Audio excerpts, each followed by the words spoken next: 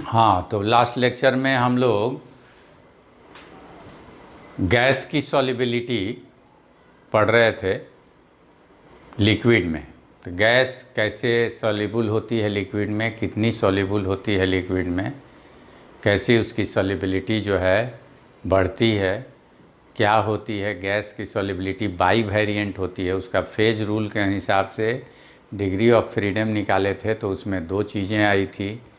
By variant आया था। By variant का मतलब गैस की सॉल्युबिलिटी लिक्विड में जो है बाई वेरिएंट है, मतलब दो चीज़ों पे डिपेंड करता है, मतलब टेम्परेचर और प्रेशर पे डिपेंड करता है। तो प्रेशर पे डिपेंड करने का जो लॉ दिया गया वो हेनरी लॉ कहलाता है। प्रेशर पर जो डिपेंड करने का जो लॉ है हेनरी ने दिया था कि गैस की लिक्विड में सॉल्युबिलिटी प्रेशर पर जो रिलेशन है उसे हेनरी नाम के साइंटिस्ट ने दिया, इसलिए उसे हेनरी लॉ कहते हैं। और टेम्परेचर पर सॉल्युबिलिटी का जो डिपेंडेंस है टेम्परेचर पर भी डिपेंड करता है। टेम्परेचर बढ़ाइएगा तो सॉल्युबिलिटी घटेगी और टेम्परेचर घटाइएगा तो सॉल्युबिलिटी बढ़ेगी, यानी टेम्परेचर पर भी सॉल्युबिलिटी डिपेंड करती है, यानी घुलने की टेंडेंसी टेम्परेचर पर भी डिपेंड करती है। ठीक है ना। तो टेम्परेचर डिपेंडेंस मैं आज बता रहा हूँ आपको, effect of temperature on the solubility of gases. गैसों के सॉल्युबिलिटी पर टेम्परेचर का असर। सिंपली आप महसूस कीजिए कि थम्स अप का बोतल है, उसमें गैस घुली हुई है। ठीक है, ध्यान से सुनिएगा। उसे गर्म किया जाएगा तो क्या होगा? क्या गैस अंदर की घुली हुई गैस निकल जाएगी कि नहीं? तो जनरली पानी गर्म करते हैं तो बुलबुला करके ऊपर आता है। अगर थम्सअप को हीट मिलेगा, गर्म होगा, तो अंदर की घुली हुई गैस क्या हो जाएगी? निकल जाएगी। यानी टेम्परेचर बढ़ने से गैस जो घुली हुई है वो निकल जाएगी। जो लिक्विड में, पानी में जो गैस घुली हुई है वो गैस भी क्या हो जाएगी? निकल जाएगी। अगर ठंडा कीजिएगा, चिल्ड कीजिएगा, तो ज़्यादा गैस घुलेगी। थम्सअप का बोतल देखे हो? नहीं देखे हो ना? ठीक। थम्सअप का बोतल जो है ये ऐसे होता है, इतना लंबा। उस थम्सअप के बोतल में गर्दन तक थम्सअप भरा रहता है, उसके गर्दन तक।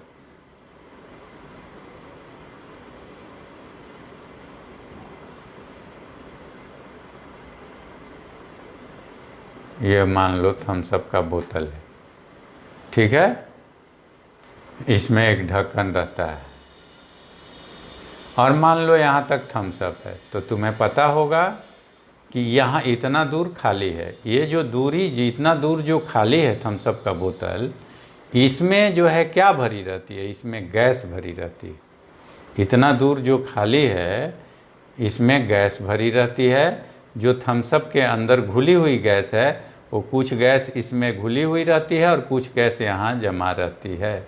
इसीलिए ध्यान दो, थम्सअप का बोतल जब खोलते हो तुम लोग तो फिश का आवाज़ करता है ना।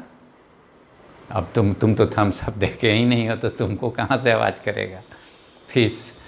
तो थम्सअप जो है का बोतल खोलोगे तो फिश का आवाज़ करता है। वो फिश का आवाज़ कुछ और नहीं है, यहाँ जो गैस है, कलेक्टेड गैस, यही गैस जो है वो थम्सअप के बोतल से बाहर निकलती है तो फिश का आवाज़ करता है।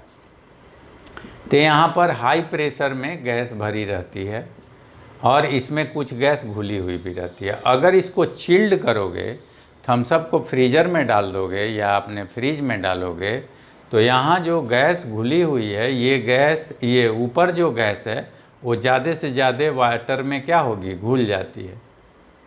ठीक, ज़्यादा से ज़्यादा वाटर में और घुलती है। ये यहाँ जो गैस है ना वो भी गैस घुल जाएगी।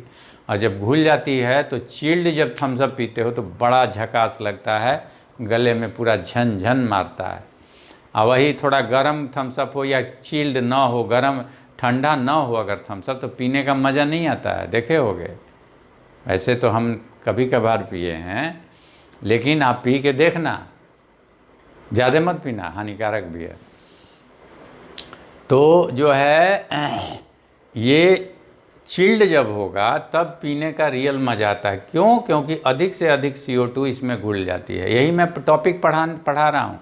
टेम्परेचर से रिलेशन, तो टेम्परेचर घटाओगे तो ज़्यादा CO2 गैस इसमें घुल जाएगी जो ऊपर कलेक्टेड रहती है, और टेम्परेचर अगर बढ़ा तो इसमें CO2 गैस कम होगी ऊपर, यहाँ तो खोलोगे तो फिश से गैस निकल जाएगी और पीने में उतना मज़ा नहीं आएगा। जी हाँ, ये सारी चीज़ें हम यहाँ लिख दिए हैं, देख लीजिए। Dissolution of gases in liquid is generally an exothermic process, heat is liberated during the dissolution. जब गैस इसमें घुलती रहेगी तो इसमें से क्या निकलेगा, हीट निकलेगा, उसको आप जब फ्रिज में डाले रहेंगे तो हीट को खींच लेता है फ्रिज, ठीक है। Thus, according to Le Chatelier's principle, it is expected that solubility of gas will decrease with increase in temperature। देखिए, solubility of gas will decrease with increase of temperature। Temperature बढ़ेगा तो इसमें घुलने की टेंडेंसी गैस की कम हो जाएगी, ठीक है, डिक्रीज कर जाएगी। और experimentally it is found to be so for the most gases, ऐसा एक्सपेरिमेंटली मोस्ट ऑफ द गैसों के साथ ऐसा देखा जाता है।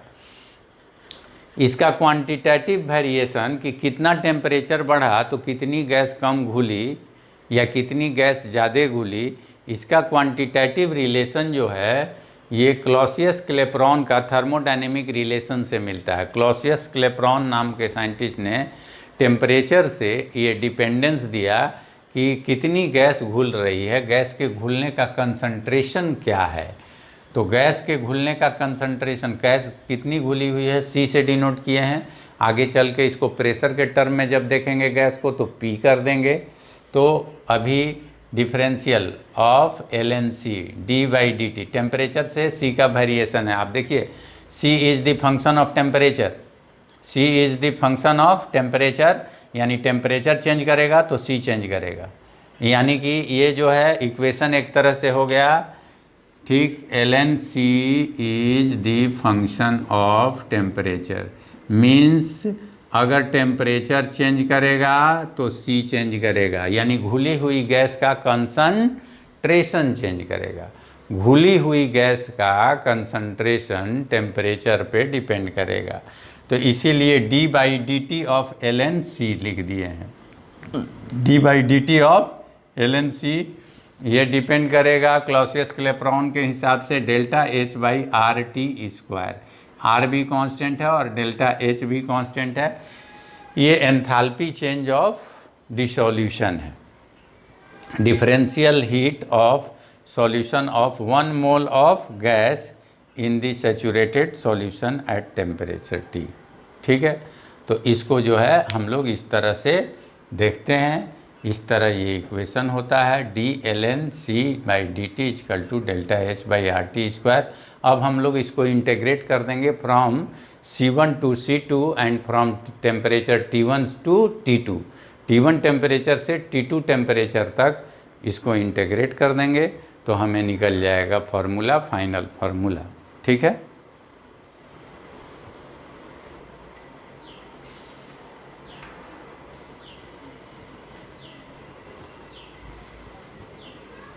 देखिए,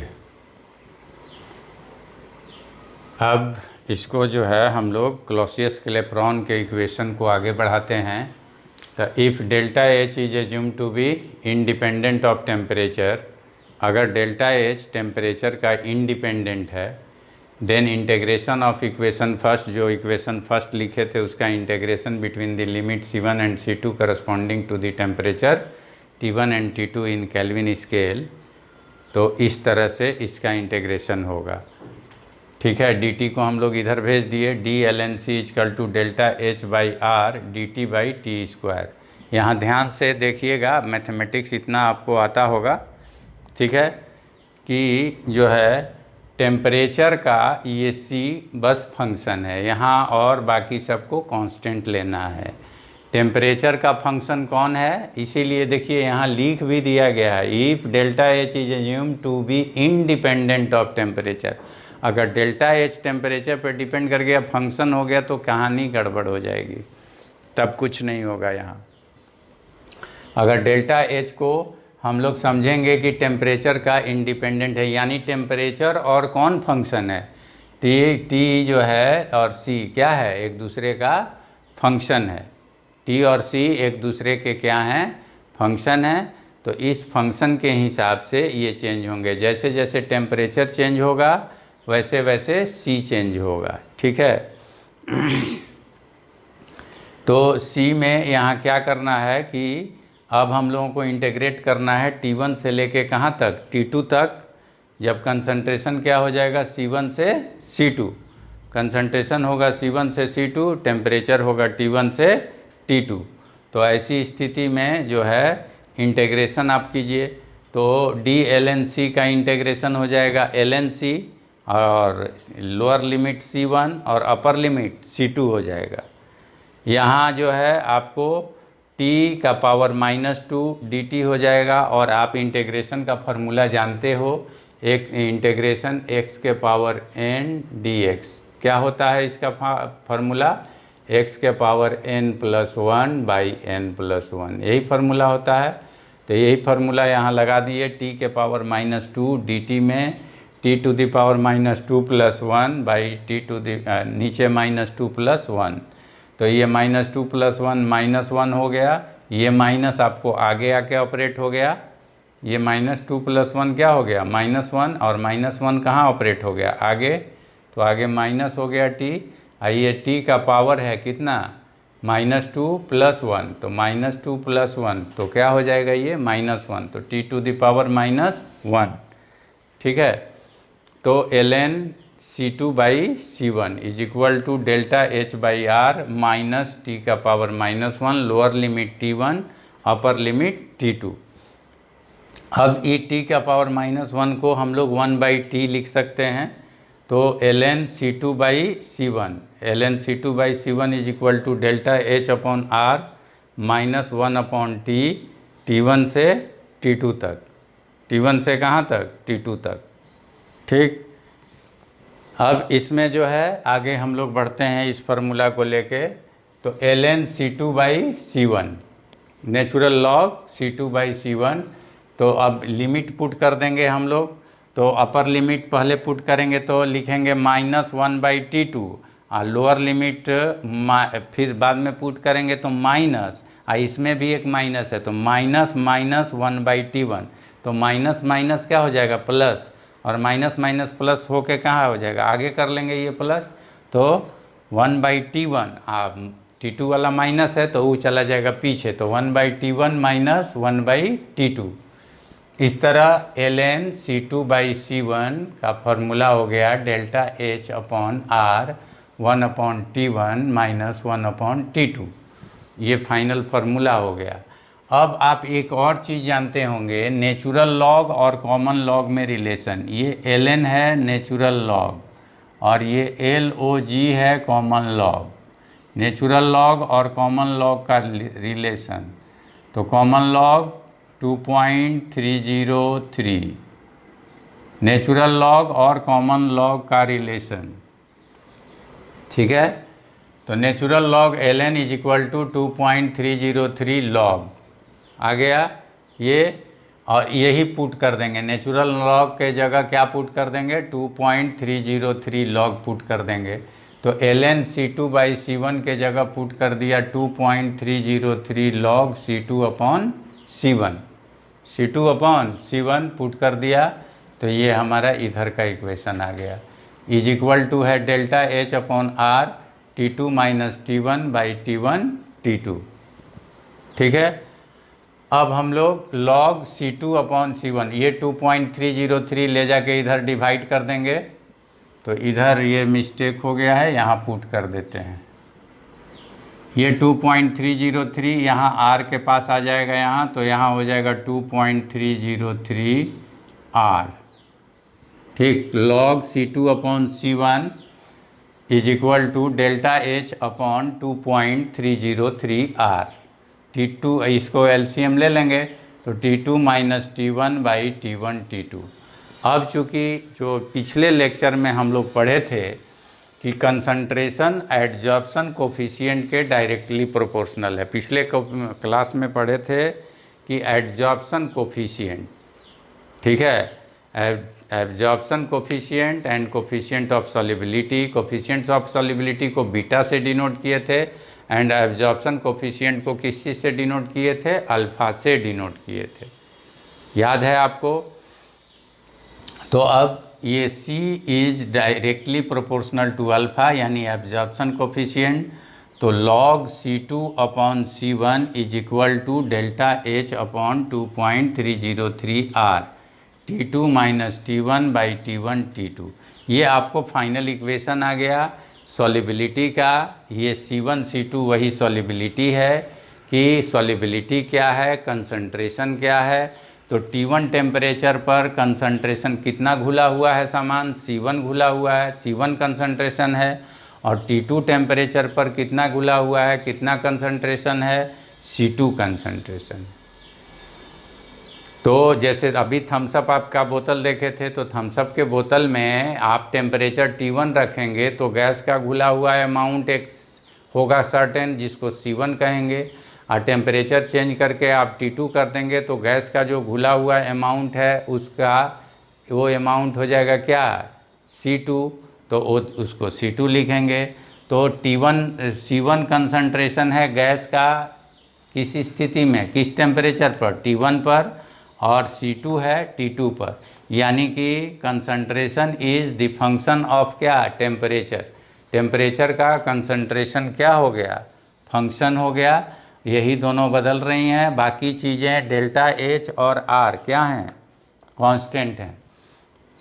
यहाँ जो है डेल्टा H भी कांस्टेंट माना गया है और R तो जानते ही हैं आप, यूनिवर्सल गैस कांस्टेंट है।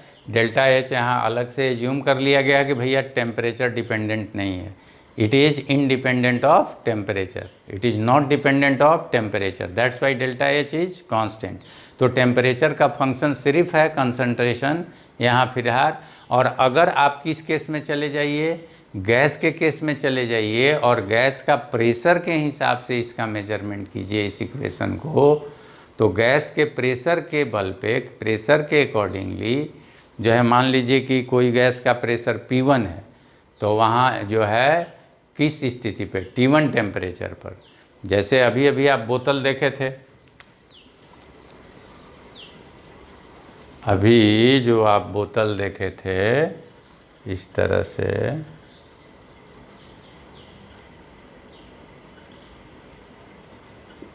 मान लीजिए ये थम्सअप है, ये आपका क्या है?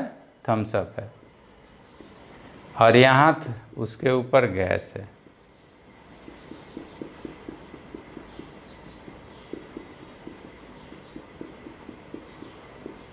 थम्सअप में कौन सी गैस? CO2 गैस मान लीजिए घुली हुई है, एज्यूम कर लीजिए। तो ये CO2 गैस, अगर इस थम्सअप का टेम्परेचर T1 है तो यहाँ गैस का जो ऊपर प्रेशर होगा, गैस का वेपर प्रेशर, वो होगा मान लीजिए P1। अगर टेम्परेचर बढ़ा के हम कर दिए क्या? T2। तो टेम्परेचर बढ़ाएंगे तो इस सॉल्यूशन में से, थम्सअप में से ज़्यादा गैस क्या होगी? निकलेगी। इसमें से ज़्यादा गैस निकलेगी। और जब ज़्यादा गैस निकलेगी तो यहाँ प्रेशर उसका क्या हो जाएगा? बढ़ जाएगा। प्रेशर और बढ़ जाएगा तो प्रेशर हो जाएगा P2। ठीक है। तो T1 टेम्परेचर पर ऊपर जो गैस है उसका प्रेशर कितना है? P1। और T2 टेम्परेचर पर ऊपर जो गैस है उसका प्रेशर कितना है? P2। तो ऐसे केस में इसमें क्या फार्मूला लगाएंगे? और डेल्टा H के जगह रख देंगे एंथैल्पी चेंज ऑफ वेपोराइजेशन, कि वेपोराइज कर रही है गैस, तो एंथैल्पी चेंज ऑफ वेपोराइजेशन रख देंगे तो ये फार्मूला कन्वर्ट हो जाएगा log P2 upon P1 is equal to delta HV, enthalpy change of vaporisation, by 2.303 R T2 minus T1 divided by T1 T2। तो इससे हम लोग पता कर लेंगे। अगर मान लीजिए कि कोई क्वेश्चन दिया, आपको प्रॉब्लम दिया कोई, और प्रॉब्लम में आपको P1 दे दिया, P2 दे दिया, डेल्टा H भी दे दिया, R तो आप जानते हो, T2 दे दिया या T1 दे दिया और T2 पूछ दिया, तो आप निकाल सकते हो, ये क्वेश्चन आप बना सकते हो, आपको दिक्कत नहीं होगी। तो इस तरह से जो है क्वेश्चन, इस फार्मूला से रिलेटेड जो भी क्वेश्चन आपके सामने आएगा उसे आप तुम सॉल्व कर सकते हो, आसानी से इजीली सॉल्व कर सकते हो, प्रॉब्लम बना सकते हो। इसमें कहीं से दिक्कत नहीं आएगी। ठीक है, कई इस फार्मूला पर कई क्वेश्चन आते हैं, कई बार एग्ज़ाम्स में आए हैं। तो जो है इसमें इस फार्मूला पर मैं जब बताऊंगा आपको प्रॉब्लम, तो आप ध्यान रखोगे, ये चीज़ ध्यान रखना। क्या ध्यान रखोगे कि हो इसमें से आपको P1 दे दे, T1 T2 दे दे, P2 पूछ दे तो भी बना सकते हो। P1 P2 दे दे, T1 दे दे, T2 निकाल सकते हो। ठीक, कभी कभी P1 P2 T1 T2 दे दे तो डेल्टा एच भी निकाल सकते हो। तो इसमें कोई भी निकाल सकते हो। तो देखो, तुम प्रॉब्लम एक बना के देखो इस पर।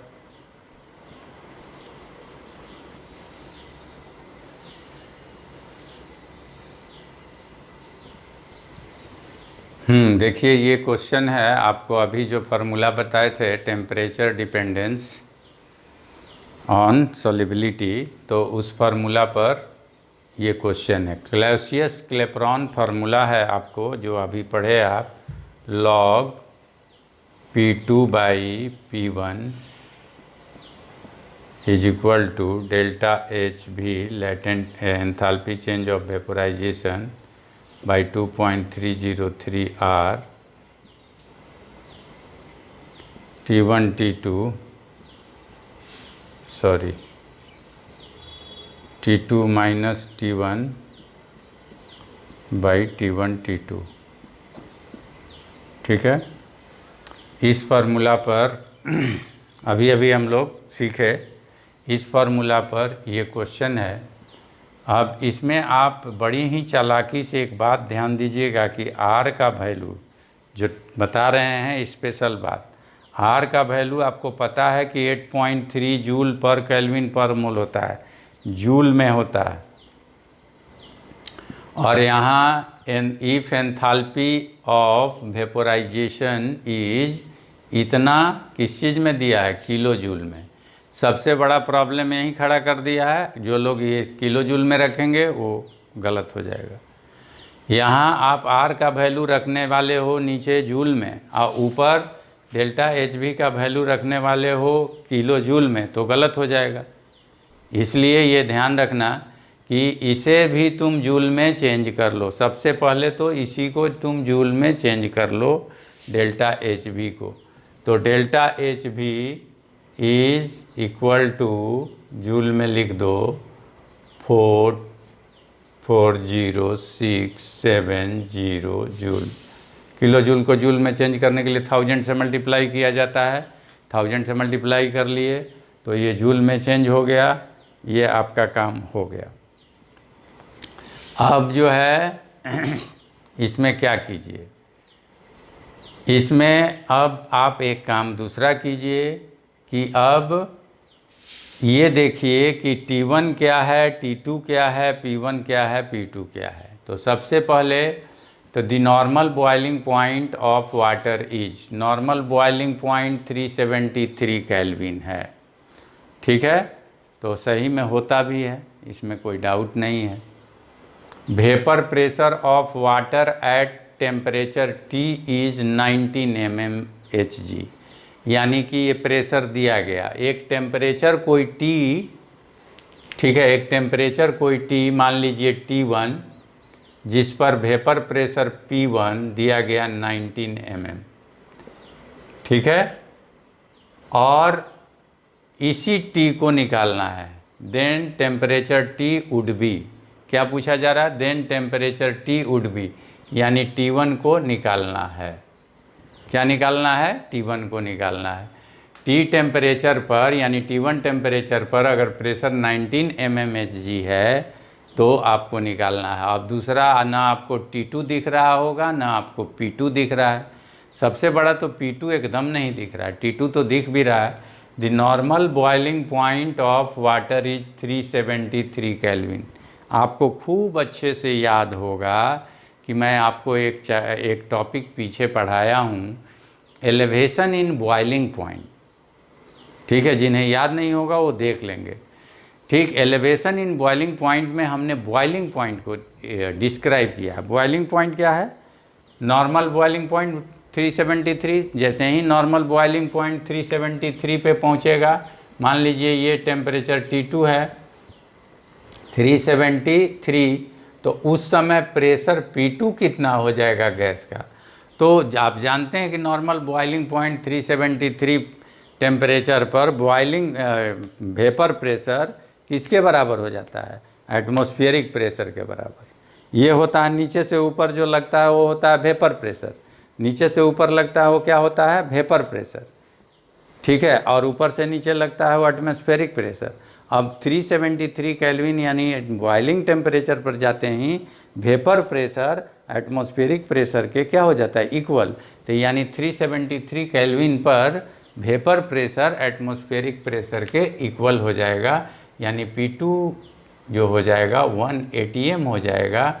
लेकिन P1 ऑलरेडी आप mm में रखे हुए हैं, तो इसको भी mm में लिखिएगा, 760 mm ऑफ Hg, ठीक है, हो गया। अब तो डेल्टा H भी हो ही गया, P1 हो ही गया, P2 हो ही गया, T2 हो ही गया, R का वैल्यू दिया ही है, तो क्या T1 नहीं निकलेगा, बोलिए, T1 नहीं निकलेगा, निकलेगा। इस फार्मूला में तो सब चीज़ पता ही चल गया आपको, T1 पता ही है, T2 पता ही है, डेल्टा H भी पता ही है, R पता है, P1 पता है, P2 पता है, सब पता है। तो आप पुट करिए, निकल जाएगा। तो पुट करके देख लीजिए, लॉग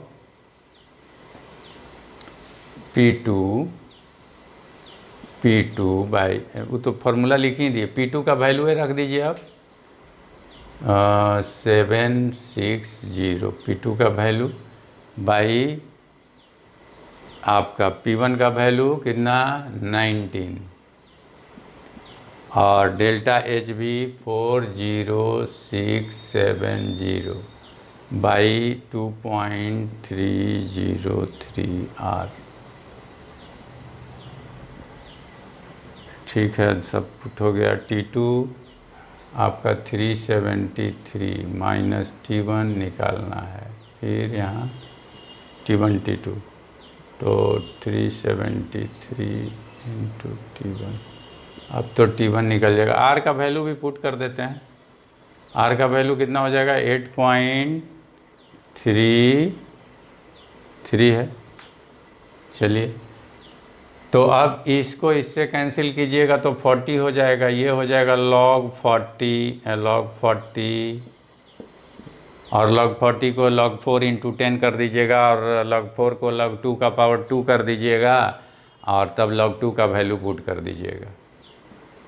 40670 बाई ये मल्टीप्लाई कीजिएगा तो ये आ जाएगा 19.09, और ये 373 माइनस T1 बाई 373 T1। अब इसी को ऑपरेट कीजिए, इसको कर दीजिएगा आप log 40 या 10 में तोड़िएगा, आपको तोड़ने आता है, तो log 2 का पावर 2 0.6 या 10 1.6 आ जाएगा इसका वैल्यू। देखिए ऐसे होता है कैलकुलेशन, log 4 इंटू 10, ठीक है, और log का ऑपरेशन होता है, तो ये क्या हो जाएगा log 4 प्लस log 10 का वैल्यू 1, log 10 का वैल्यू 1, और log 4 का वैल्यू log 2 का पावर 2, तो ये log 2 चलाया यहाँ, तो 2 log 2 और 0.6 हो जाएगा ये, और तो हो गया ये 1.6 इज इक्वल टू 40670 बाई 19.09, ये हो गया 373 माइनस T1 बाई 373 T1। अब इसको तो आप सॉल्व कर लेंगे फाइनली, तो फाइनली आप सॉल्व करेंगे तो T1 आ जाएगा आपका 291.4 केल्विन, ठीक है। तो ये सॉल्व करने से ये फाइनली आएगा, तो इसे टिक मार देंगे, और इस तरह ये क्वेश्चन सॉल्व हो गया क्लॉसियस क्लैपेरॉन इक्वेशन का। अब हम लोगों का हेनरी लॉ है प्रेशर पर डिपेंडेंस, प्रेशर पर कैसे सॉल्युबिलिटी डिपेंड करती है, गैस के प्रेशर पर, टेम्परेचर पे पढ़ लिए आप, क्या पढ़े अभी, टेम्परेचर पर कैसे सॉल्युबिलिटी डिपेंड करती है, ठीक है। अब प्रेशर पर हेनरी लॉ में पढ़ेंगे। Okay. Best of luck, see you and see you.